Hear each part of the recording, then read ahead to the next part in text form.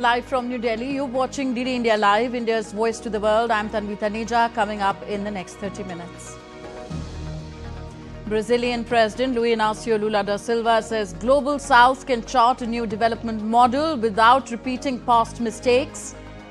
Prime Minister Modi defines BRICS as building resilience for innovation, for cooperation and sustainability. BRICS leaders unanimously condemned Jammu and Kashmir's Pahalgam terror attack, reaffirmed commitment to combating terrorism in all its forms, including cross-border terrorist movement. And 27 campers are among the over 80 dead as floods continue to wreak havoc across the US state of Texas.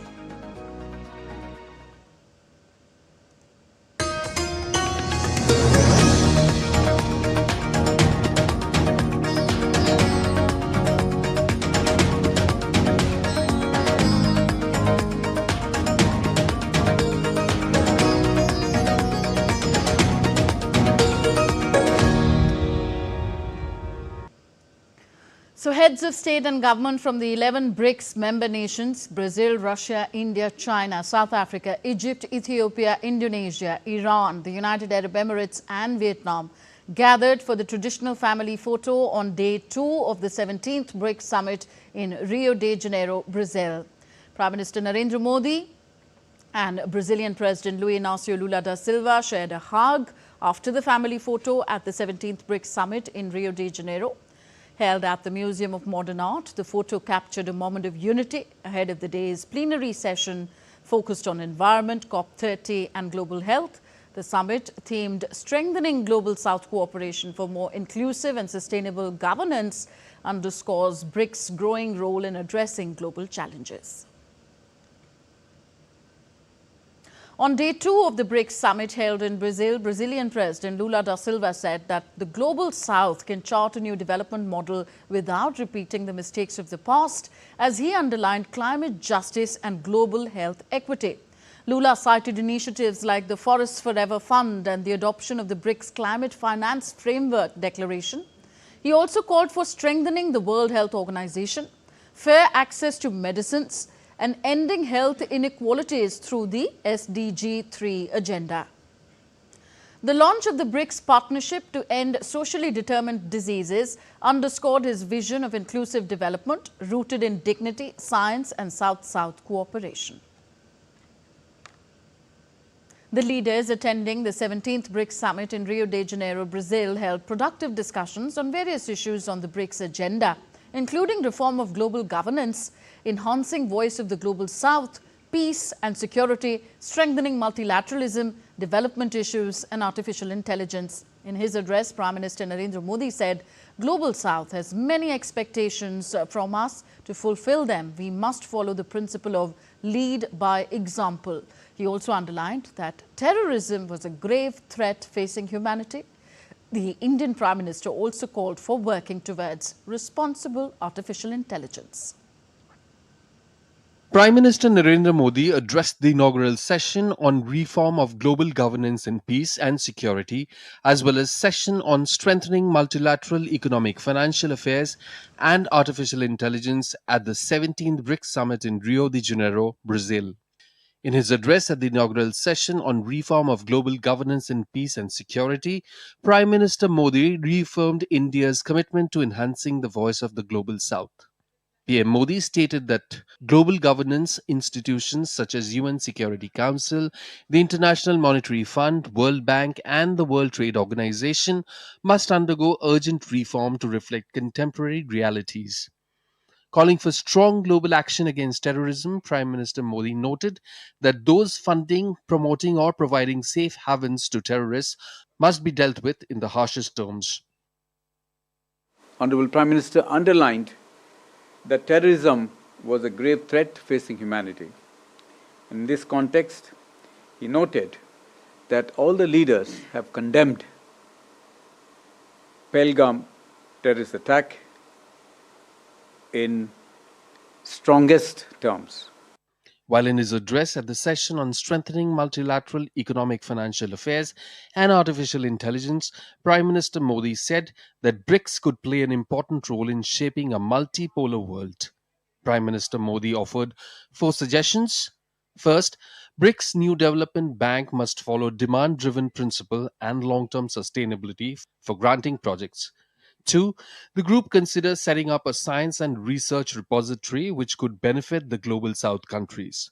Three, focus must be given to make the supply chain of critical minerals secured and resilient. And number four, groups should work on responsible AI while looking into the concerns of AI governance. It should also give equal importance to promoting innovation in the field. At the conclusion of the leaders' session, member countries adopted the Rio de Janeiro Declaration. The leaders in the declaration noted that we reiterate our support for a comprehensive reform of the United Nations, including its Security Council, with a view to making it more democratic, representative, effective, and efficient. We condemn in the strongest terms the terrorist attack in Jammu and Kashmir on 22nd April 2025, during which 26 people were killed and many more injured. We reaffirm our commitment to combating terrorism in all its forms and manifestations, including the cross border movement of terrorists, terrorism financing, and safe havens. We extend full support to India for its BRICS chairship in 2026 and holding the 18th BRICS Summit in India. On the sidelines of the 17th BRICS Summit in Rio de Janeiro, Prime Minister Modi also held bilateral meetings with various world leaders. PM Modi met the Prime Minister of Malaysia, Anwar bin Ibrahim. PM Modi thanked Prime Minister Ibrahim for his strong condemnation of the Pahalgam terror attack. Prime Minister Narendra Modi also met Cuba's President, Miguel Diaz-Canel Bermudez. The two leaders reviewed bilateral ties in the areas of economic cooperation, development partnership, fintech, capacity building, science and technology, disaster management, and healthcare. Besides this, Prime Minister Narendra Modi also met his Vietnamese counterpart Pham Minh Chinh on the sidelines of BRICS Summit in Brazil. Bureau Report, DD India. And we are now being joined by our correspondent Meghna Dev from Rio de Janeiro. Meghna, how productive has day two been of the 17th BRICS Summit? Has the gavel been passed to India officially? Well, India will take up the presidency. Generally, the presidency of the BRICS happens from January to December. So, obviously, India will be the next chair, but the chairmanship will come in January next year. And then there will be, obviously, the number of meetings that takes place under the BRICS umbrella. What we also understand that today there has been intervention by the Prime Minister on environment, on COP30, as well as, obviously, on sustainability. Prime Minister Narendra Modi's interventions, if I can quote some highlights, where Prime Minister Narendra Modi said that when we about the environment, that the world measures it in numbers, the world measures it in quantity, but we live it through our traditions. For India, climate justice is not an option, it's not an alternative, it's a principle. It's important for India to go with climate justice. Besides that, also Prime Minister Narendra Modi said that the Earth's health and the health of the people who are on this Earth is interconnected to each other. Besides, also he did express confidence about the future amongst the BRICS countries that will pave a way for a better environment and the climate justice. Also, he did say that COVID has taught us that the virus does not come with a visa and solutions do not come with a passport. So clearly, Prime Minister Narendra Modi mentioning how important it is to have equitable systems, better science and technology, access to medicines and more. He did also say that we will be trying to define the BRICS chair. Once we become the chair of the BRICS, we will try to define it in a new manner. So this is what Prime Minister Narendra Modi's interventions were, at today's BRICS session on environment, COP30, and as well as global health. Clearly, we did see that how the global south had to suffer in a sense, or probably had a lot of difficulties, had to face a lot of challenges, especially during the COVID pandemic. And the COVID pandemic taught the world the importance of having, equitable health systems, access to medicines, access to vaccines, research and development, how important that is, so that such pandemics and such epidemics can be dealt with. People will have access to at least good health care during such situations. So this is something that Prime Minister Narendra Modi brought up during his intervention. When we also see, President Lula's intervention today, he did talk about how global warming is accelerating. He also talked about how tropical forests are nearing collapse, oceans are in crisis. He did talk about how developing countries are most affected but lack mitigation and adaptations. There was also talk about tripling renewable energy and doubling energy efficiency, phasing out fossil fuels, and zero deforestation. So these have been broader agendas that have been put forth by the Brazilian presidency, in terms of also announcing the Tropical Forest Forever Fund, which will be able to reward ecosystem services, as well as a BRICS framework on climate finance, which will offer new models of funding. So these are some of the important aspects that have been discussed today. And in terms of global health, I would like to highlight a few points here, Tanvi, that he welcomed the new pandemic agreement, highlighted health inequities. He also said that diseases like cholera persist in the global south due to neglect. There is no right to health without sanitation, nutrition, education, housing, employment. And he also launched the BRIC tuberculosis network. He also said that tech transfer, science and cooperation, as well as fair regulatory framework for medicines is essential. So clearly voicing the concerns of the global south to get their rightful place when we are talking about global health and wellness, when we are talking about sustainability, where how the developed countries are also affected. But these are some of the interventions that have happened today. And after this, Prime Minister Narendra Modi will be heading to Brasilia, where there will be a very important, significant bilateral that will take place between both the leaders. Okay. Emphasis on Global South is where we sum up this discussion. Thank you very much, Meghna Dev, for all those updates from Rio. After 21 months of conflict, hopes are growing for a new Gaza ceasefire announcement as US President Donald Trump and Israeli Prime Minister Benjamin Netanyahu are scheduled to meet at the White House on Monday. This is Israeli Prime Minister's third visit since Trump returned to power in January. US-backed ceasefire proposal would pause the war, free Israeli hostages and send much-needed aid flooding into Gaza. It also aims to open broader talks about ending the conflict. The hope for a ceasefire between Israel and Gaza is riding high as Trump said that there was a good chance of a hostage deal ahead of Netanyahu's meeting. I think we're close to a deal on Gaza. We could have it this week. I think there's a good chance we have a deal with Hamas during the coming week, pertaining to quite a few of the hostages. You know, we've gotten a lot of the hostages out, but pertaining to the remaining hostages, quite a few of them will be coming out. We think we'll have that done this week.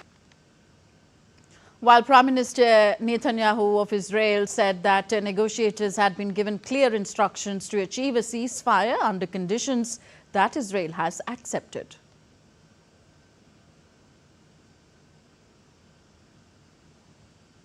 And a circle of peace far beyond what we could have imagined before. We've already transformed the face of Middle East beyond recognition, and we have the opportunity and ability to change it even more and bring a great future to the state of Israel, the people of Israel and the entire Middle East. We are working to achieve the deal that has been discussed under the conditions we have agreed to. I've sent a team to negotiate with clear instructions. I believe the conversation with President Trump can definitely help advance this outcome. Meanwhile, Israel and Hamas are set to hold indirect talks in Qatar for a second day on Monday, aimed at securing a ceasefire and hostage deal in Gaza. U.S. Special Envoy for Syria Thomas Barrack met with Lebanon's President Joseph Aoun at the presidential palace in Beirut. U.S. Envoy Barrack said that he was satisfied with the Lebanese government's response to a proposal to disarm the militant Hezbollah group. He also said that Washington is ready to help the small crisis-hit nation emerge from its long-running political and economic crisis. What the government gave us was something spectacular. In a very short period of time, in a very complicated manner, I'm unbelievably satisfied with the response. Now what it takes is a parry and thrust to the details, which we're going to do. We're both committed to get to the details and get a resolution. So I'm hopeful. I'm very, very hopeful. Next updates on the latest developments from the Russia-Ukraine conflict. Ukrainian authorities report that Russian forces have launched drone strikes targeting critical infrastructure with a series of precision attacks hitting Kharkiv, the country's second largest city. According to Ukrainian officials, 27 people were injured and a fire broke out in a multi-story residential building following the strikes. Meanwhile, Ukraine's military confirmed that a Russian drone attack also damaged a draft office in Zaporizhia. There has been no official comment from Moscow on these operations. Russia has consistently maintained that its military actions are aimed at strategic targets. Poland has introduced temporary controls on its borders with Germany and Lithuania on Monday. According to the government, an increasing number of undocumented migrants are crossing from the north and west. The Netherlands, Belgium and Germany have already implemented similar measures. On to Africa now. Protesters gathered in Nairobi on Monday despite a heavy police presence and roadblocks in the city centre, defying a security clampdown aimed at halting anti-government demonstrations. Police responded with tear gas and water cannons to disperse the crowds. The protests coincided with the anniversary of the 1990 Saba Saba rally, a pivotal event that helped usher in multi-party democracy in Kenya. This year's commemoration comes amid growing public outrage over police brutality, activist abductions, corruption and a worsening economic crisis. Now, search teams are looking for dozens of people still missing after flash floods in central Texas faced the danger of more heavy rain and thunderstorms on Monday after a disaster that has claimed over 80 lives, with 27 victims from Camp Mystic. Evacuations are in full swing, from military veterans to local volunteers. Hundreds have joined hands in a desperate search for survivors, braving dangerous waters and debris-strewn streets. The deadly Texas floods occurred after the Guadalupe River broke its banks following the torrential rains on Friday. President Donald Trump has sent his condolences to the victims and said that he would probably visit the area on Friday. From storms to volcanic eruption, natural disasters have brought life to a standstill across Asia, leading to evacuations and closure of businesses. Typhoon Dennis lashed southern Taiwan with heavy rains and strong winds, while residents of Japan Islands face back-to-back earthquakes. Natural disasters have been taking a toll across Asia as climate change makes the weather more and more unpredictable. Typhoon Dennis lashed southern Taiwan with heavy rains and strong winds in a rare hit to the island's densely populated west coast. Over 3,000 people have been evacuated due to the typhoon, which has triggered at least 10 landslides. The storm has also forced closure of businesses and schools. Buildings, including a temple, have been damaged. Taiwan is frequently struck by typhoons, but they generally land along the mountainous and sparsely populated east coast. Eastern China has also been on high alert due to the typhoon, with Coast Guard officers assisting fishermen in evacuation plans. Dozens of residents have evacuated remote islands in southern Japan that have been shaken by nearly 1,600 quakes in recent weeks. While no significant damage has been reported on the hardest hit Akoseki Island, the almost non-stop tremors since June 21st have created panic among locals. Experts believe an underwater volcano and flows of magma might be the cause. They have been unable to predict how long the tremors will continue. Situated on the Pacific Ring of Fire, Japan is one of the world's most earthquake-prone nations. In Indonesia, a volcano erupted just weeks after it caused dozens of flight cancellations to and from the popular resort island of Bali. We all panicked because the eruption has been going on since earlier. It's really made us panic. And in my opinion, this is the biggest eruption so far. Local officials have warned of hazardous debris flow from the volcano into nearby residential areas which are also close to rivers. Indonesia has more than 120 active volcanoes. Bureau Report, DD India. On to sports news now. Delhi Premier League DPL Women's Auction for its second edition was held in New Delhi on Sunday with 164 players in the pool. Franchises showed strong interest, highlighting Delhi and District Cricket Association, DDCA's growing focus on women's cricket. Tanisha Singh was one of the top buy. She went to Central Delhi Queens for 1.3 million rupees. Purva Sivanch was picked by East Delhi Riders for 975,000 rupees. Parunika Sisodia joined Central Delhi for 825,000 rupees. Pragya Rawat and Priya Mishra went to the Queens. Shivi Sharma was signed by South Delhi for 325,000 rupees. The highlight was 13-year-old Ritisha Khushi, bought by Central Delhi for 170,000 rupees. Her selection reflects a push for youth and young talent. The auction shows DPL, Delhi Premier League's rising profile. It also shows Delhi and District Cricket Association's clear intent to back women's cricket with action. And in football, Mexico defeated the United States 2-1 to retain the CONCACAF Gold Cup and lift the title for a record 10th time in Houston. A header from Mexico skipper Edson Alvarez completed a come-from-behind victory after a hard-fought tussle between the North American arch-rivals. The USA had got off to a dream start as Chris Richards led the hosts into lead. But 3 minutes later, Mexico drew level through striker Raul Jimenez and Alvarez sealed the match with a winner. Mexico deserved win after dominating for the long periods against inexperienced USA side who went into the tournament missing several first-choice players. And that's all for this edition of DD India Live. Do let us know your thoughts on the news of the day. Connect with us on our different social media handles at DD India Live.